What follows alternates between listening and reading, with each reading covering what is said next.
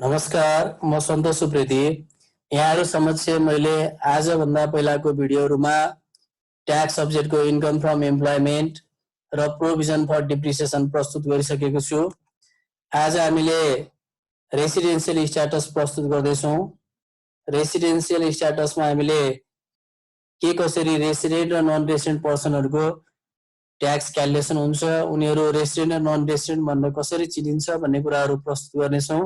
यसमा हामीले केही ट्युमा आएको क्वेशनहरु पनि समावेश गरेका छौँ। यसै गरेर हामीले हाम्रो युट्युब च्यानलमा भिडियो अपलोड गर्ने बित्तिकै यसभन्दा पछाडि अपलोड भएका भिडियोहरुको नोटिफिकेसन प्राप्त गर्न हाम्रो युट्युब च्यानललाई सब्स्क्राइब गरी नजिकै रहेको बेल आइकनमा क्लिक गर्नुहोला।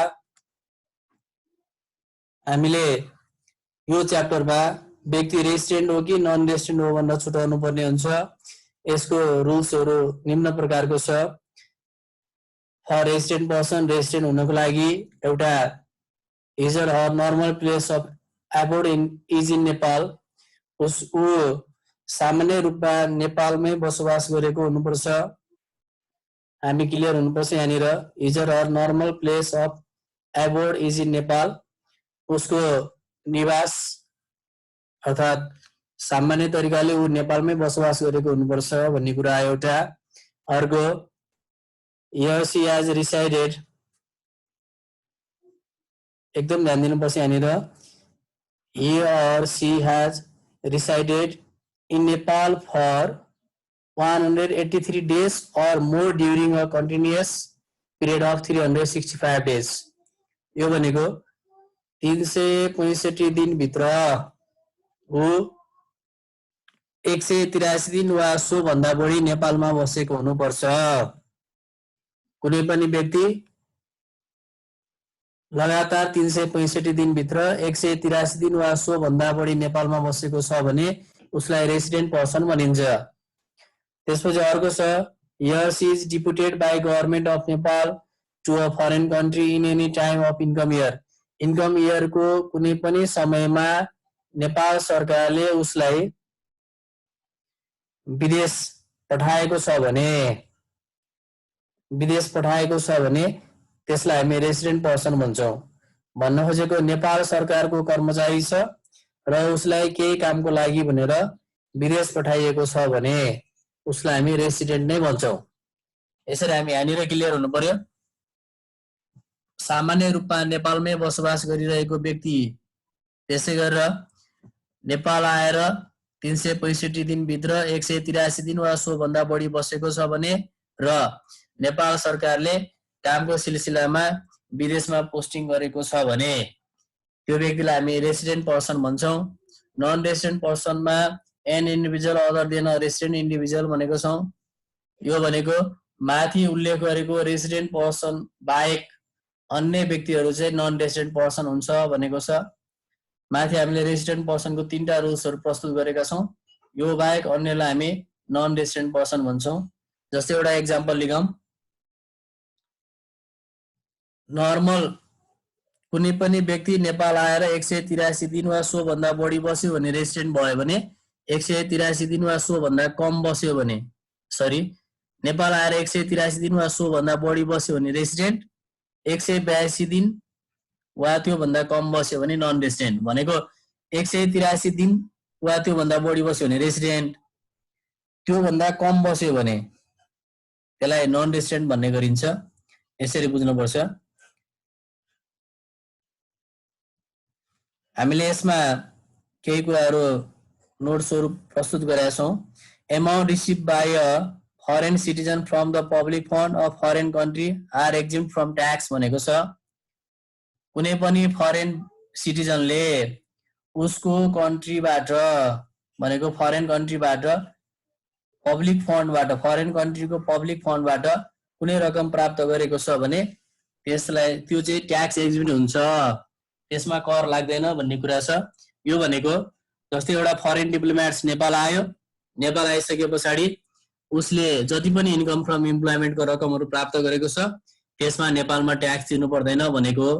जस्तै अमेरिकन एम्बेसडर नेपाल आइसकेपछि उसले पाउने स्यालेरी देखि लिएर इन्कम फ्रम एम्प्लॉयमेन्टको सबै रकमहरु अमेरिकन सरकारले नै उसलाई पेमेन्ट गर्ने हो। त्यसैले उसको इन्कम फ्रम एम्प्लोयमेन्टको नेपालमा ट्याक्स दिनु पर्दैन भनेको हो। त्यसपछि सेकेन्डमा छ all advance TDS treated as final TDS for non-resident person. Non-resident person को लागि सबै एडभान्स टिडीएसहरु फाइनल मानिन्छ। जस्तै हामीले क्याल्कुलेसन गर्दै गयौं, क्याल्कुलेसन गर्दै जाँदा यो व्यक्ति नन रेसिडेन्ट हो भन्ने डिक्लेयर भयो भने हामीलाई जति पनि एडभान्स टिडीएसहरु दिएको छ त्यो सबैलाई फाइनल मान्ने छोड्दिने।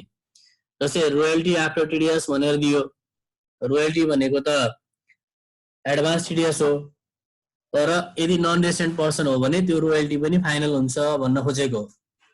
जस्तै कन्सल्टेसन फी भनेर दियो आफ्टर टिडीएस भनेर दिएको छ, यदि त्यो कन्सल्टेसन फी प्राप्त गर्ने व्यक्ति नन रेसिडेन्ट हो भने त्यो कन्सल्टेसन फीलाई हामीले फाइनल मानेर छोड्नुपर्छ भनेको हो। त्यसैगरी अर्को छ tax liability for non resident person. Non resident पर्सनको लागि ट्याक्स लायबिलिटी भनेको ट्याक्सेबल इन्कमको डाइरेक्ट 25% चार्ज गर्ने। रेसिडेन्ट पर्सनको लागि चाहिँ हामीले इन्कम फ्रम इम्प्लोयमेन्टमा गरेको जस्तै 1%, 10%, 20%, 30% हुँदै जाने हो। तर नन रेसिडेन्ट पर्सनको लागि चाहिँ जति ट्याक्सेबल इन्कम आछ त्यसको डाइरेक्ट 25% चार्ज गर्ने। एकदम क्लियर हुनुपर्छ। रेसिडेन्ट पर्सनको लागि इम्प्लोयमेन्टमा गरेको जस्तै बेसिक एक्जम्पसनको 1%, त्यसपछि नेक्स्ट 1 लाखको 10%, त्यसपछि नेक्स्ट 2 लाखको 20%, त्यसपछिको स्ल्याब 20 लाख नपुग्दासम्मको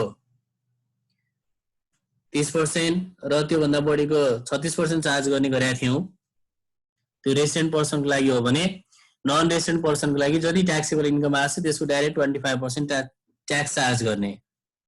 त्यसैगरी अर्को 1% tax is not applicable if employment income is not included in taxable income. यदि ट्याक्सेबल इन्कममा इन्कम फ्रम इम्प्लोयमेन्ट छैन भने हामीले जुन बेसिक एक्जम्पसनमा सोशल सेक्युरिटी ट्याक्स भनेर 1% लगाउने गरेको थियौं त्यो ट्याक्स लगाउनु पर्दैन, त्यो नील हुन्छ भन्ने कुरा यसमा भनेको हो। जस्तै म एउटा एक्जाम्पल देखाउँछु।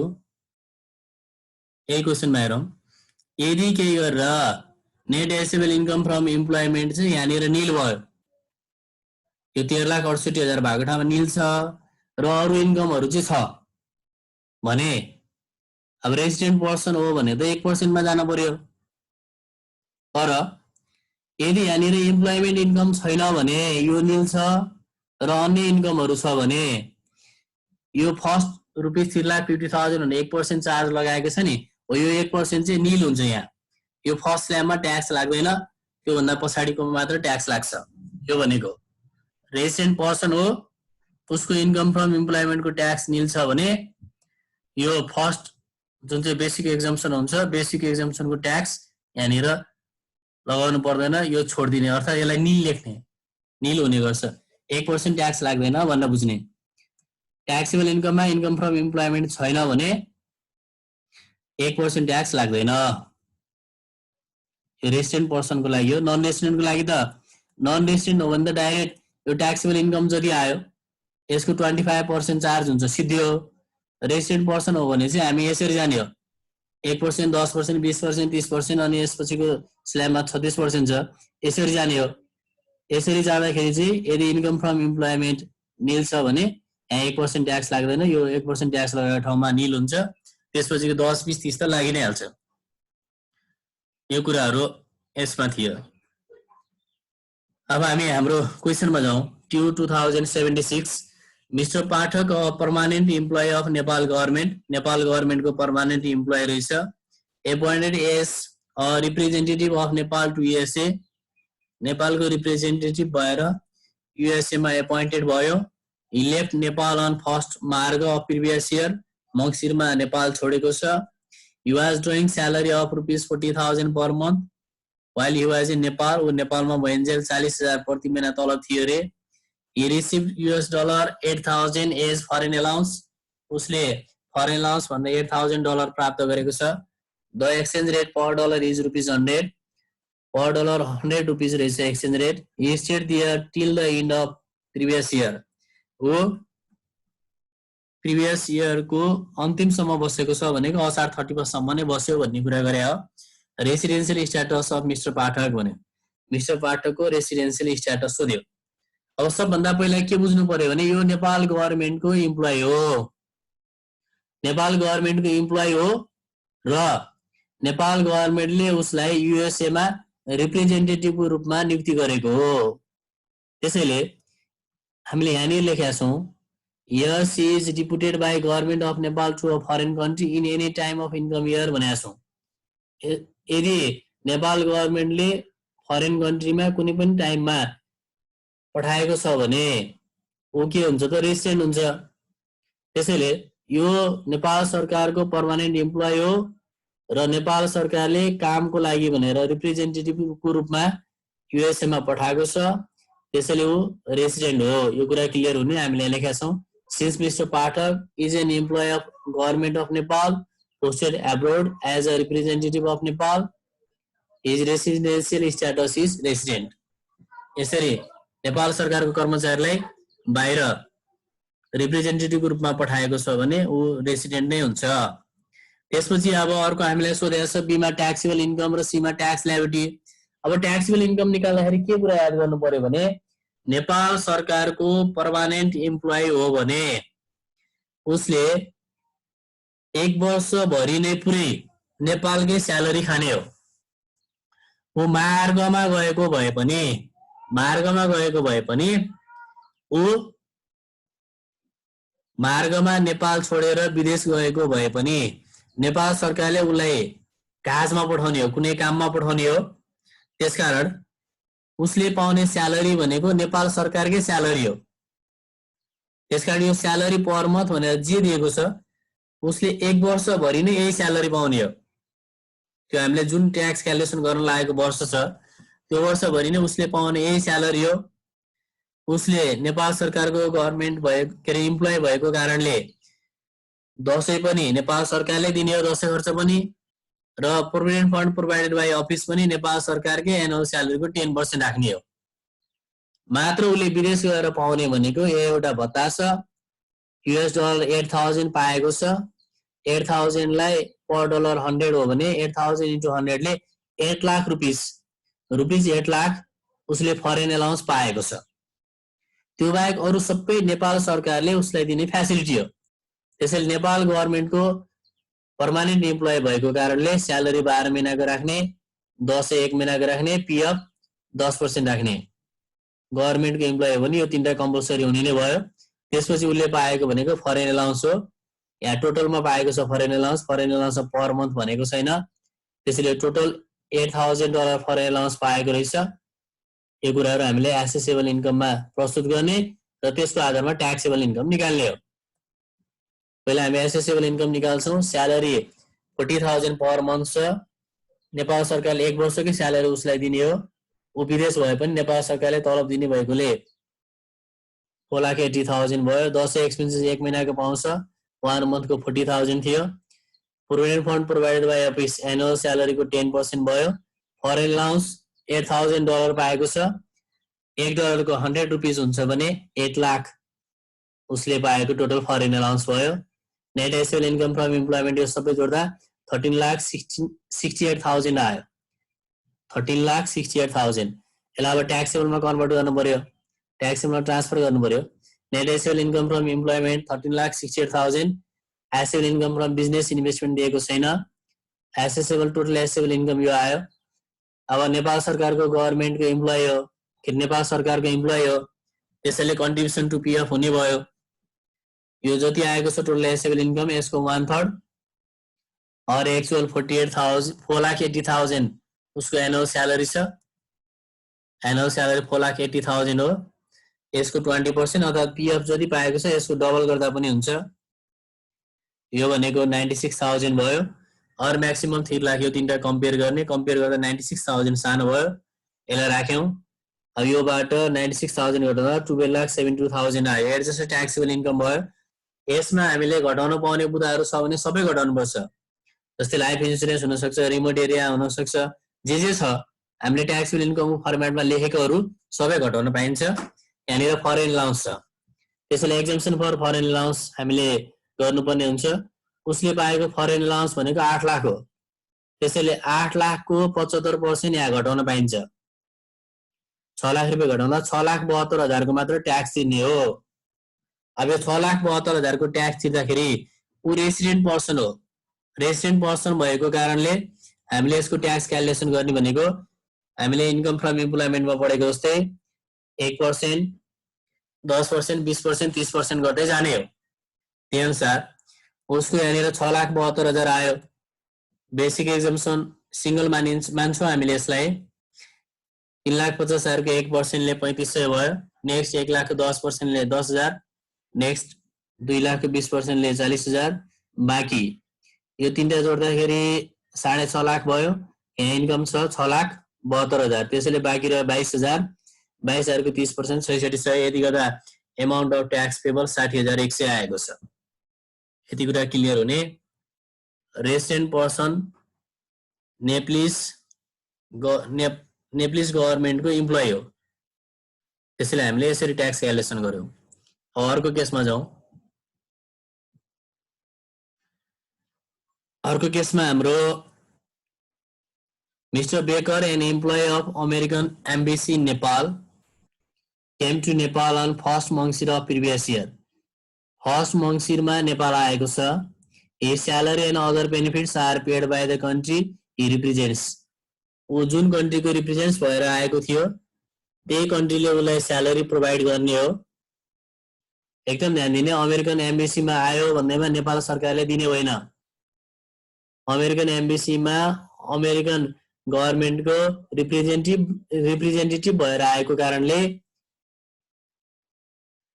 यो स्टाफलाई अमेरिकन गभर्मेन्टले नै स्यालेरीदेखि अन्य फ्यासिलिटीहरू उपलब्ध गराउने हो। त्यसैले उसले जति पनि पाएको यो स्यालेरी छ, अदर एलाउन्स छ, यो सबै रकमहरू एकदम याद गर्ने, यो सबै रकमहरू अमेरिकन सरकारले नै उसलाई फ्यासिलिटी प्रोभाइड गर्ने भएको कारणले यो रकममा नेपालमा ट्याक्स तिर्नु पर्दैन। यो रकममा इन्कम फ्रम इम्प्लोइमेन्टको रकममा नेपालमा ट्याक्स तिर्नु पर्दैन। यो स्यालेरी अदर एलाउन्स जुन दिएको छ यो चाहिँ विदेशीको लागि नेपाल विदेशकै सरकारले दिएको भएर नेपालमा ट्याक्स एक्जिक्युट हुन्छ, अर्थात् यसमा कर लाग्दैन। अमेरिकन होस्, इन्डियन होस् वा जुनसुकै फरेन कन्ट्रीबाट आएका रिप्रेजेन्टेटिभहरू हुन्, उनीहरू विदेशबाट आए भने विदेशबाट आए भन्दैमा नेपाल सरकारले दिने होइन, उनीहरूकै कन्ट्रीले दिने हो। त्यसैले त्यो रकमको नेपालमा ट्याक्स दिनु पर्दैन। अब यहाँनिर दिएको स्यालेरी छ, अदर एलाउन्स छ, यो यहाँ चढेन। इन्कम फ्रम इम्प्लोइमेन्टको फरेन पर्सनको इन्कम फ्रम इम्प्लोइमेन्टको नेपालमा ट्याक्स दिनु पर्दैन। त्यसपछि विन लोटरी विथ रुपिस 2,25,000 भनेको छ लोटरी फाइनल टिडिएस हो, यसै चढाउनु परेन। He claim the following expense for deduction भनेको छ डोनेसन छ, डोनेसन ट्याक्सेबलमा घट्ने हो। हाम्रो ट्याक्सेबलमा डोनेसन कम्पेयर गरेर घटाउँछौँ हामी। 5% of adjust taxable income or actual or rupees 1 lakh whichever is less गरेर घटाउने। त्यसपछि other domestic and personal expense, यो प्राइभेट खर्च हो, प्राइभेट खर्च घटाउन पाइएन। त्यसपछि रिक्वायर्डमा residential status of mister Baker and taxable income if any भनेको छ। अब हामीले रेसिडेन्सियल स्ट्याटस र ट्याक्सेबल इन्कमको कुरा गर्नु पर्यो, निकाल्नु पर्यो। If not give your argument under the ground of income tax act 2058, ठिक छ, यो नर्मल कुरा हो, यो हामीले त्यही अनुसार गर्ने हो। त्यसैले रेसिडेन्सियल स्ट्याटस पहिला पत्ता लगाउनु पर्यो, त्यसपछि ट्याक्सेबल इन्कम। ट्याक्सेबल इन्कम चाहिँ हामी एकदम क्लियर हुने है। यहाँनिर एसेसेबल इन्कम फ्रम इम्प्लोइमेन्टमा चढ्ने बुदा छैन, बिजनेस प्रोफेसन इन्भेस्टमेन्ट केही पनि छैन। नभइसके पछाडि टोटल एसेसेबल इन्कम निल भयो। टोटल एसेसेबल इन्कम निल भइसकेपछि डोनेसन प्रोभाइड गरेको छ, यो पनि 0% of nil or actual or maximum के अरे 1 लाख हो, or maximum 1 lakh whichever is less गर्ने हो। त्यो तिनटा कम्पेयर गर्दा त्यो 5% गरेर आएको एमाउन्ट 0 हुन्छ भने पछाडि त्यो तिनटा कम्पेयर गर्दा 0 नै सानो हुन्छ। त्यसैले डोनेसन पनि यदि टोटल एसेसेबल इन्कम छैन भने डोनेसन पनि 0 हुन्छ। त्यसैले टोटल एसेसेबल इन्कम नभएको कारणले यसको ट्याक्सेबल इन्कम निल भयो, 0। यो अदर एलाउन्स, स्यालेरी, फरेन पर्सनको इन्कम फ्रम इम्प्लोइमेन्ट नचढाउने भएको कारणले यो छोड्यौं, यो फाइनल टिडिएस भयो चढेन, अरु कुनै इन्कम छैन, त्यसैले टोटल एसेबल इन्कम निल। टोटल एसेबल इन्कम निल भएको कारणले ट्याक्सेबल इन्कम पनि निल हुन्छ। त्यसैले यो केसमा उसको ट्याक्सेबल इन्कम चाहिँ निल हो। अब रेसिडेन्शियल स्ट्याटसको कुरा बल्ल हेर्ने हो। रेसिडेन्शियल स्ट्याटसमा कहिले आएको छ? मङ्सिरमा आएको छ। मङ्सिर, पुष, माघ, फागुन, चैत, वैशाख, जेठ, असार भनेपछि ऊ नेपाल आएर कति दिन बसेको छ त? 8 महिना बसेको छ। 8 × 30 ले 240 दिन भयो भनेपछि 182 दिन भन्दा बढी भयो। 182 दिन भन्दा बढी भयो। त्यसैले उसको रेसिडेन्शियल स्ट्याटस चाहिँ रेसिडेन्ट भयो। ऊ रेसिडेन्ट पर्सन हो। तर यहाँनिर के समस्या भयो भने amount receive by a foreign citizen from the public fund of foreign country are exempt from tax.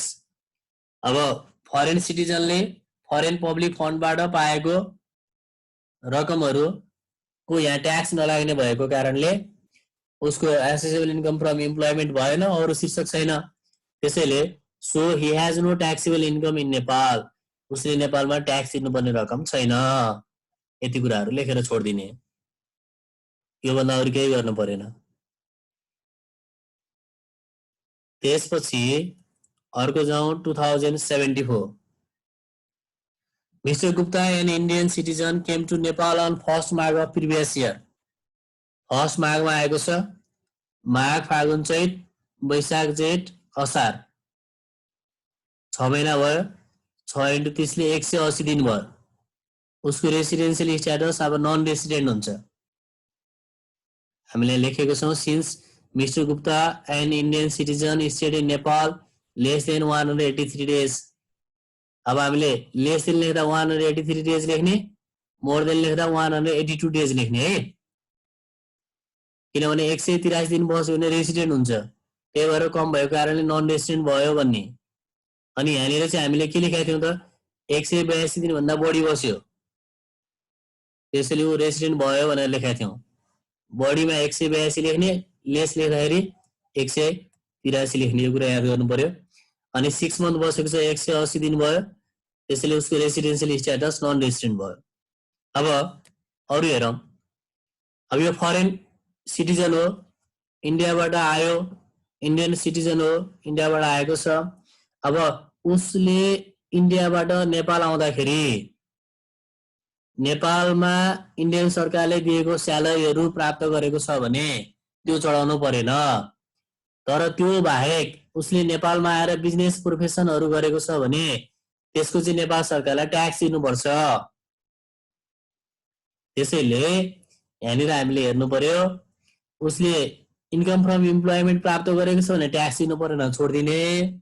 त्यो बाहेक अरु बिजनेस प्रोफेसन इन्भेस्टमेन्ट प्राप्त गरेको छ भने ट्याक्स दिनुपर्छ। त्यसको ट्याक्स क्यालकुलेसन गर्ने हो। हेरौं के प्राप्त गरेको छ। Net assessable income from profession activities 5 lakh, यो चढ्यो, चढाउनु पर्यो। Net assessable income from business activities 4 lakh, यो पनि चढाउनु पर्यो। Consultancy fee receive rupees 3 lakh after TDS, यो पनि चढ्ने बुदा हो। तर यो प्रोफेसनमा चढ्थ्यो। तर के भयो त भन्दा यो व्यक्ति इन्डियन सिटिजन जुन मिस्टर गुप्ता भन्ने व्यक्ति छ, ऊ चाहिँ नन रेसिडेन्ट भयो नेपालमा। यहाँनिर हामीले नन रेसिडेन्ट भनेका छौं। नन रेसिडेन्ट भयो। नन रेसिडेन्ट भइसके पछाडि यो कन्सल्टेन्सी फी आफ्टर टिडिएस भनेर दिएपछि एडभान्स टिडिएस भयो। नन रेसिडेन्टको लागि एडभान्स टिडिएसहरु सबै फाइनल हुन्छ। त्यसैले यो कन्सल्टेन्सी फी चढाउन पाइएन। यदि यो व्यक्ति मिस्टर गुप्ता यदि रेसिडेन्ट भएको भए यो 180 दिनमा 183 दिन बसेको भए ऊ रेसिडेन्ट हुन्थ्यो। अर्को 3 दिन बसेको भए रेसिडेन्ट हुन्थ्यो। रेसिडेन्ट भएको भए यो कन्सल्टेन्सी फी चढ्थ्यो।